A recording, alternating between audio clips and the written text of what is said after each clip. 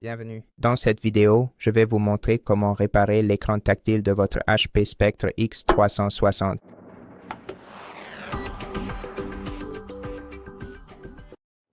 Si votre écran tactile a cessé de fonctionner, vous pouvez essayer quelques solutions logicielles. Et la première consiste à réactiver l'écran tactile dans les paramètres.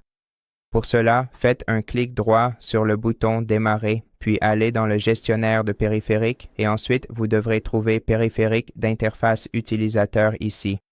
Développez cette liste. Trouvez l'option Écran tactile compatible HID et double-cliquez dessus. Ensuite, allez dans l'onglet Pilote et essayez de désactiver votre écran tactile en cliquant sur Désactiver le périphérique, puis sur Oui, puis sur Activer le périphérique et vérifiez si votre écran tactile fonctionne.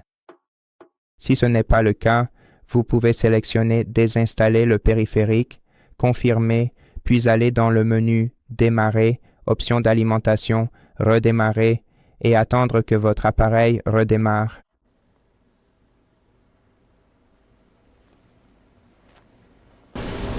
Et après le redémarrage, votre pavé tactile ou écran tactile devrait recommencer à fonctionner. Si ce n'est pas le cas, vous devriez vérifier les pilotes. Le moyen le plus simple de le faire est d'installer l'application HP Support Assistant depuis le site d'assistance HP. Il vous suffit donc de trouver le HP Support Assistant sur Internet, de le télécharger depuis leur site officiel, puis d'ouvrir l'application, de cliquer sur « Continuer » en tant qu'invité, et ici vous pourrez vérifier les mises à jour logicielles en cliquant sur « Mises à jour » juste ici ou en allant dans le troisième onglet de la barre latérale, puis en sélectionnant « Logiciel et pilote » et en cliquant sur ce bouton « Actualiser » pour vérifier les mises à jour disponibles.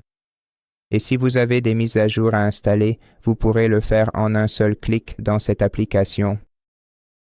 Après les mises à jour, il se peut que vous deviez redémarrer votre appareil et après le redémarrage, votre écran tactile devrait recommencer à fonctionner. Si cela ne fonctionne toujours pas, il se peut que ce soit un problème matériel et, dans ce cas, vous devrez contacter le service client HP ou simplement vous rendre au centre de réparation le plus proche pour faire réparer votre appareil. Et voilà. Merci d'avoir regardé cette vidéo. Si cela vous a aidé, merci de vous abonner à notre chaîne, de nous laisser un like et un commentaire ci-dessous et je vous retrouve dans la prochaine vidéo.